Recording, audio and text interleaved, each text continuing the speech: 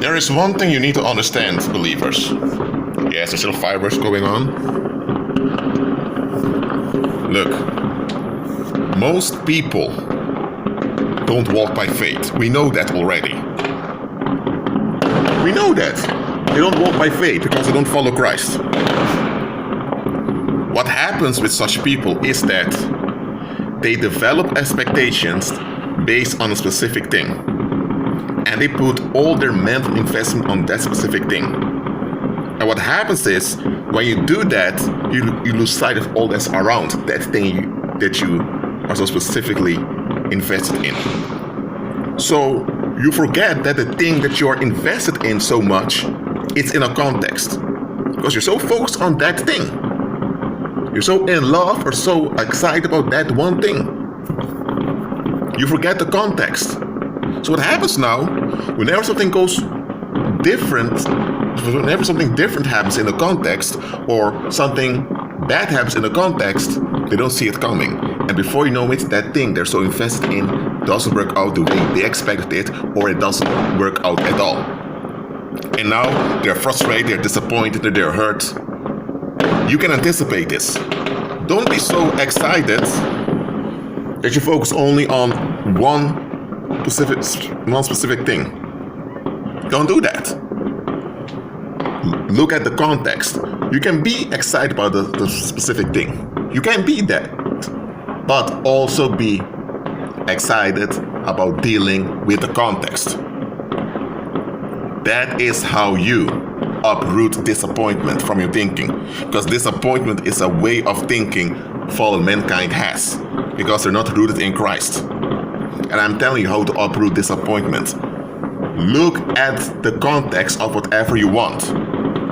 Whether it's a relationship, whether it's a piece of land or some prosperity, whatever it is, look at the context and be willing to embrace and deal with the context that comes along with it. Don't just be focused on that one thing.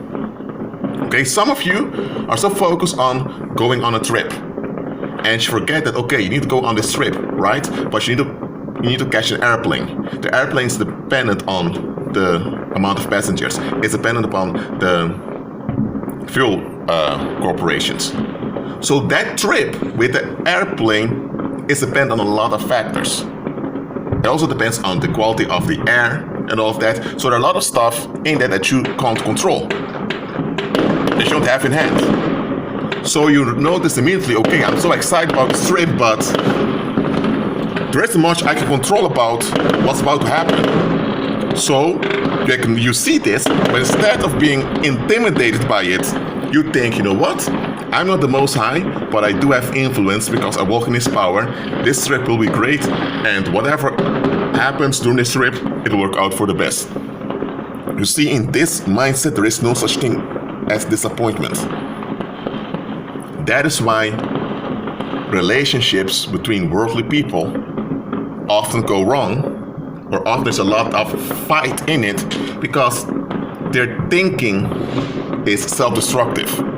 Disappointment is a symptom of self-destructive thinking. Now, I'm not talking about when you expect something that you can expect and it doesn't happen. For example, when you have a population that doesn't want to take responsibility. That type of disappointment is natural because you should take responsibility for each other as a population. I'm not talking about that. The type of disappointment I'm talking about is a toxic self-loathing when an outcome doesn't happen. That does not come from God. It's not natural. Unlearn it by embracing the context. Well, that's all for now. This is also my first lecture for 2020. The series about energetic abilities for women, I'm working on it, so more videos are coming. Just be patient. I agree with Christ. There's no disappointment in Him. Be at peace.